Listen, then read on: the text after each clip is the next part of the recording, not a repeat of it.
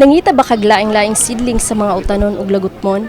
Libre ning tanan atol sa selebrasyon sa Farmers ug Fisher Folks Month nga gipanguluhan sa City Agriculture Department sa Dakbayan sa Sugbo.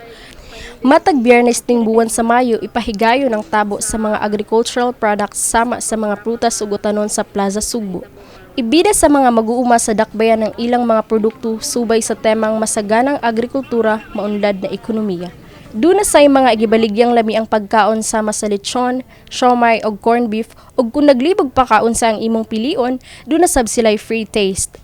Nakig-alayo ng Agriculture Department sa dakbayan sa Department of Veterinary Medicine and Fisheries kon DVMF aron masiguro nga luwas ang mga pork products nga ilang gibaligya sa tabo.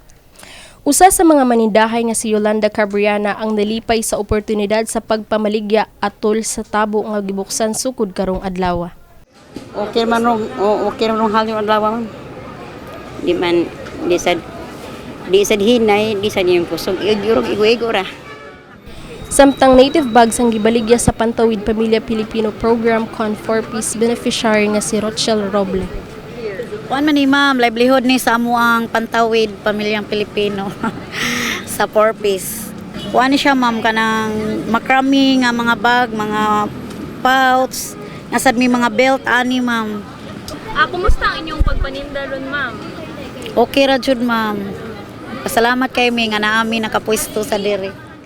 Sa pagbukas sa maong kalihukan karong adlaw, daling nagpunsisok ang katawhan og panghinaot sa mga mag-uuma og manindahay nga mas daghan pang mobisita sa tabo sa mga musunod nga Biyernes ning buwan sa Mayo. Kauban si Queenie Huligon, kini si Rosemary Elman, Bipsocom intern alang sa MyTV Cebu.